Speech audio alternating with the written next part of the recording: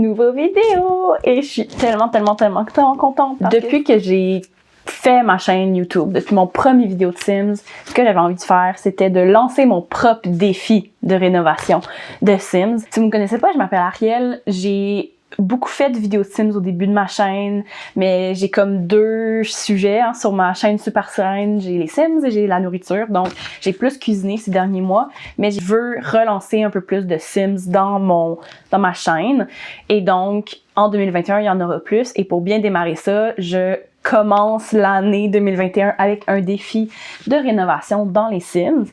L'inspiration, moi j'essaie toujours d'en faire, il y en a plusieurs qui sortent, qui sont super intéressants. Je vais mettre en description les défis que j'essaie de faire dans les 2 prochaines semaines. Je pense qu'il y en a 3 en ce moment que j'ai trouvé sur YouTube.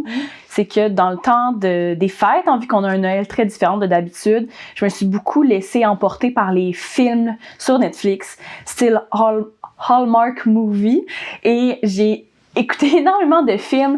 Vous savez, le classique, le bon vieux cliché de la femme dans la fin trentaine qui vit une crise existentielle quelconque et déménage, vend toutes ces choses et s'en va en Italie, dans le fond de la Californie, en Afrique. Bref, des fois c'est voulu pour être de courte durée, des fois c'est su que c'est pour carrément refaire sa vie, de tout recommencer à zéro, qui se retrouve dans un village avec des gens attachants qui sont là pour elle et qui l'aident dans son projet de rénovation, souvent avec un bel homme qui va l'aider dans son projet. Mais ça m'a inspirée pour mon défi de Sims. Et dans le fond, c'est que j'ai créé la Simzette Amandine, qui a vécu toute sa vie dans la grande ville avec beaucoup de bruit, beaucoup de pollution visuelle, sonore, qui a fait sa vie comme ingénieur et qui s'est fait toujours dire dans sa vie que si tu veux quelque chose, tu travailles fort et tu vas l'avoir. Et là, maintenant qu'elle est dans la trentaine, elle se rend compte que elle a délaissé ses amitiés,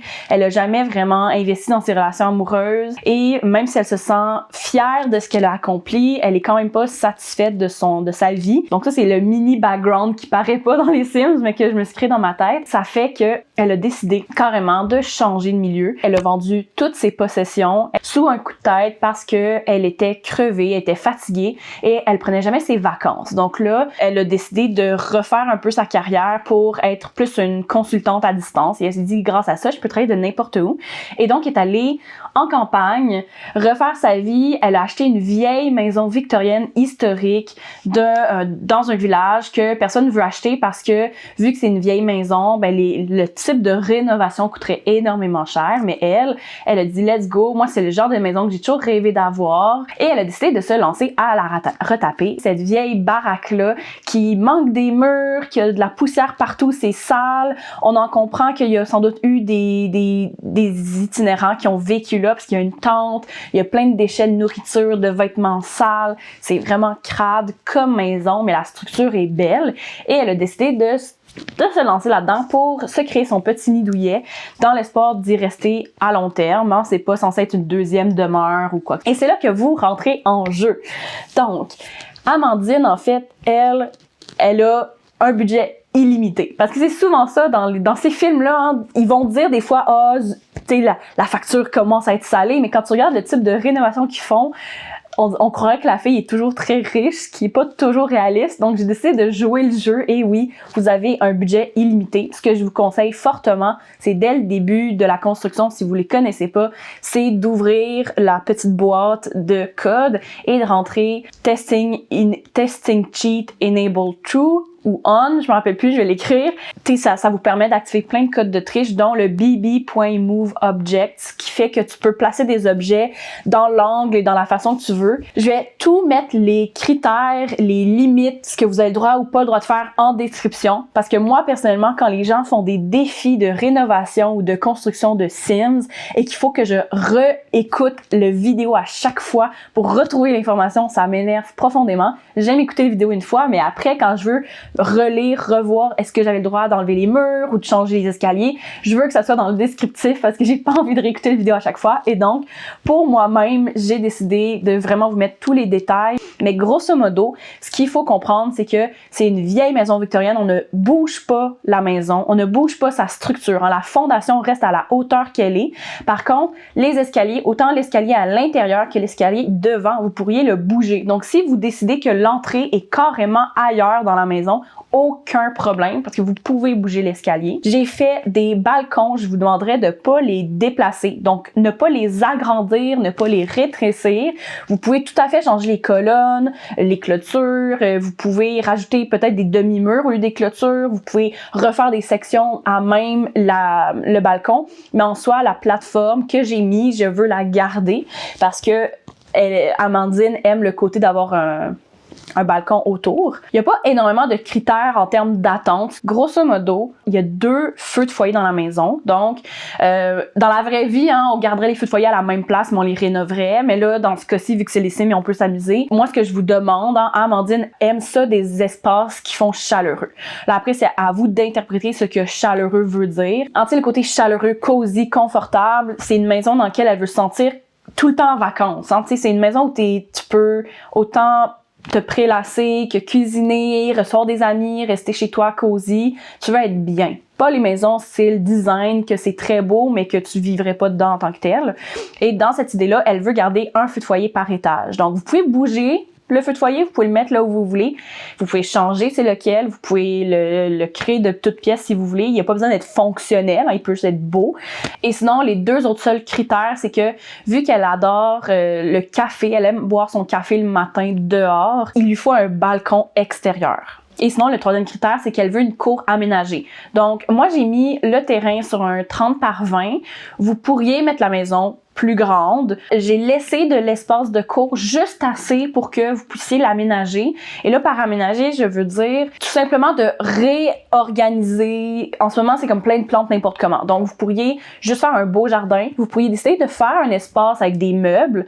C'est comme vous voulez. Moi, il n'y a pas vraiment de limite. Si vous décidez de mettre la maison sur un énorme terrain, justement pour lui aménager une super belle cour vraiment grande, avec un coin jardin, avec un coin patio, avec un coin spa, peu importe, ça me dérange pas. Mais si vous mettez la maison sur un très grand terrain, je m'attends à ce que l'espace arrière, la cour, soit aménagée. Que ce soit pas un très grand espace vert pour rien. Si vous pensez pas mettre beaucoup d'efforts dans le jardin, mettez la maison sur un terrain 30 par 20, ça va être parfait. Que dans l'état actuel, avec plein de ronces et de buissons un peu laids, pour elle, ça fait pas beau. Qu'elle aimerait quelque chose qui est un petit peu plus ordonné. Et là, après, vous êtes libre dans la façon que vous voulez le faire. Mais sinon, c'est tout en termes de critères. C'est pas compliqué. 2 feux de foyer, un par étage, un look chaleureux, un banc extérieur pour siroter son café et un jardin, une cour qui est pas laide, qui est jolie, qui est aménagée avec ou sans des meubles, mais avec au moins quelques plantes qui fassent joli.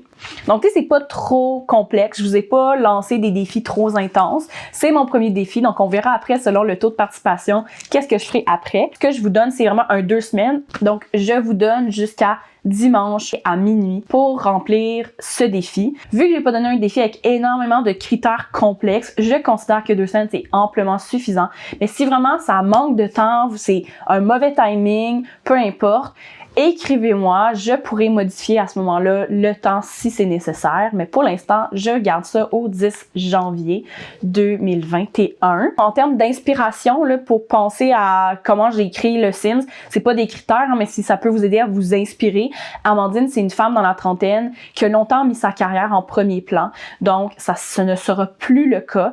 Ses loisirs préférés, c'est relaxer avec un café, c'est jardiner, ça va être de cuisiner, et ce n'est pas une femme qui désire avoir d'enfants. Donc, aménagez pas une chambre pour enfants. Vous pourriez aménager une chambre d'invité pour quand elle reçoit des gens, mettre un divan-lit dans le salon, peu importe. Mais ne gardez pas en tête qu'il y aurait une future famille. Ce n'est pas son désir. Elle veut peut-être être en couple, mais elle ne veut pas d'enfants. Elle adore toutefois les animaux. Grosso modo, c'est ça le défi. Je pense que j'ai rien oublié. De toute façon, comme je vous ai dit, toutes les informations vont être en description.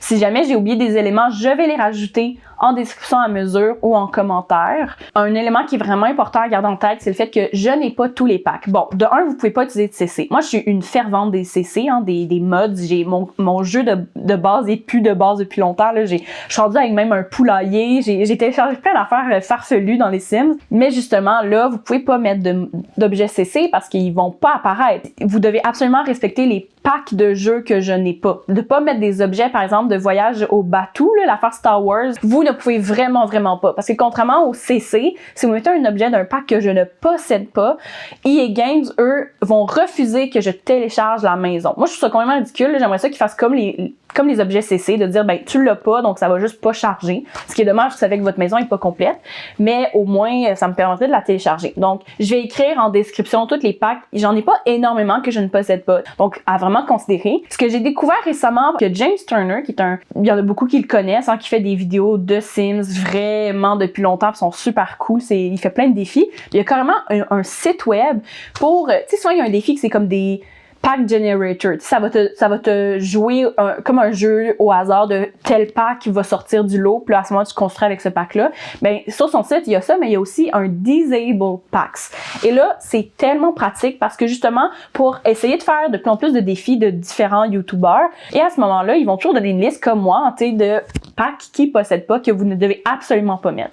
Et là, au lieu de, à chaque fois que vous changez de catégorie d'objet, tu sais, mettons, vous construisez, vous êtes dans les portes, puis vous allez dans les fenêtres, puis après vous allez dans les tapis, puis à chaque fois, il faut aller comme désélectionner les packs. Ben, à ce moment-là, c'est d'utiliser le site web de James Turner. C'est super facile. Je vais vous mettre le lien en description de son site. Et dans le fond, c'est que vous arrivez sur sa page et ceux que la personne ne possède pas, vous cliquez dessus et ça les désélectionne, ça les disable. Et là, ce que ça fait, c'est qu'à mesure que vous cliquez les objets de pack à ne pas considérer dans votre jeu, vous allez voir une petite barre en haut qui a des codes qui apparaissent. Une fois, dans le fond, que vous désélectionnez les packs que vous ne devez pas utiliser dans votre jeu le temps d'un défi, mais là, dans le fond, vous prenez ce code-là, vous allez dans Origin avant de partir votre jeu. Donc, vous devez aller sur Origin et dans les paramètres, vous cliquez dessus. Je vais vous le montrer, là, ça s'affiche en ce moment. Et là, c'est là que vous pouvez aller dans les paramètres avancés et vous rentrez le code. Tout ce que ça fait, en fait, c'est que ça envoie l'information à Origin que vous ne possédez pas ces packs-là. Donc, même si vous les avez achetés, ça vous montre comme si vous les avez pas. Et là, ça veut dire que dans le jeu, ils ne vont pas apparaître. Donc, c'est tellement facilitant, je trouve. Et la chose à se rappeler, c'est que quand tu vas quitter les Sims, la prochaine fois que tu veux rejouer, ce code-là va être encore inscrit. Donc, il faut retourner. C'est vraiment pas long. C'est juste d'y penser, d'effacer le code, parce que sinon, tu vas jamais avoir tes objets. Je vais vous mettre le lien du site de James Turner, mais j'ai déjà fait l'exercice de désélectionner sur son site, de cliquer sur les packs que je n'ai pas.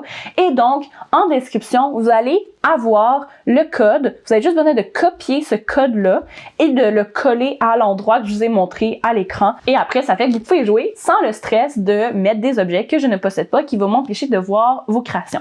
Je vous invite à participer. Le hashtag est super facile. Hein, c'est Reno Super Sirène. Hein, Super Sirène, c'est mon compte. C'est ma chaîne YouTube. J'ai mis la maison sur la galerie. Vous avez juste à chercher le hashtag, vous allez me trouver. C'est tout simplement de télécharger la maison et de la placer sur un terrain. Et il faut vraiment que vous repartagiez la maison avec le hashtag Reno Super Sirène pour que je sois capable de le voir, sinon ben je le verrai jamais. Et donc, si jamais vous l'utilisez, moi je vous invite fortement à me le dire en commentaire. Hein. Moi, ce serait motivant, j'aimerais ça le savoir. Si jamais vous avez des questions, n'hésitez pas à les poser en commentaire, je vais les regarder et y répondre. Et sinon, on se revoit dans la semaine après le 11 janvier pour que je vous montre les maisons que vous avez faites. Donc, merci beaucoup! Au plaisir! Et si vous voulez rien manquer de mes prochaines vidéos de Sims qui s'en viennent, j'en ai au moins 3 en train de créer, vous devez me suivre, Super Sirène, sur YouTube et aussi sur Instagram si ça vous dit. Alors, bye! Bonne journée!